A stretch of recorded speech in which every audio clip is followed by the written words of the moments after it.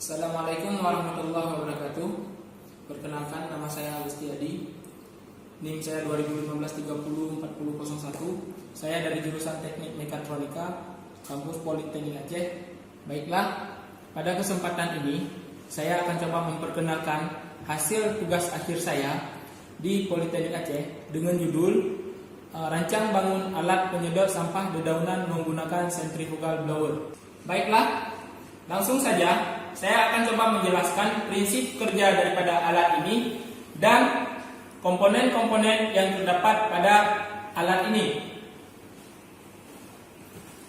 Yang pertama, sumber utama daripada alat ini yaitu motor bensin dengan kekuatan 5,5 HP.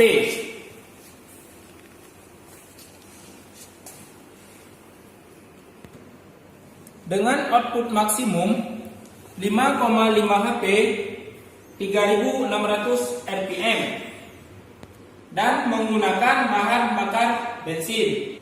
Untuk proses penghisapan, alat ini menggunakan blower, yang mana di dalam blower ini terdapat satu kipas, dan kipas itulah yang akan menghisap dan mendorong sampah nantinya ke penampungan sampah.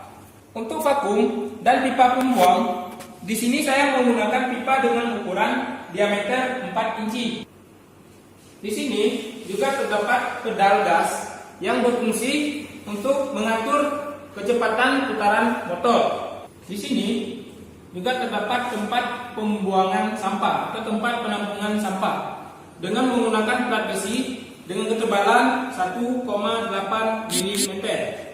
Untuk rangkanya, di sini saya menggunakan besi hollow 30 x 30. Di sini juga saya menggunakan roda bebas untuk belakangnya, roda bebas, sedangkan untuk depannya roda mati dengan diameter rodanya itu 124 mm. Dan selanjutnya di sini juga terdapat pegangan untuk sebagai pegangan untuk mendorong alat ini ketika bekerja. Jika terjadi hal-hal yang tidak diinginkan, maka di sini terdapat satu tombol emergensi yang fungsinya itu untuk memutuskan arus atau tegangan pada motor, sehingga motor akan mati dengan sendirinya apabila ditekan tombol ini. Selanjutnya langsung saja saya demokan alat saya, tugas akhir saya. Bisa diperhatikan di sini.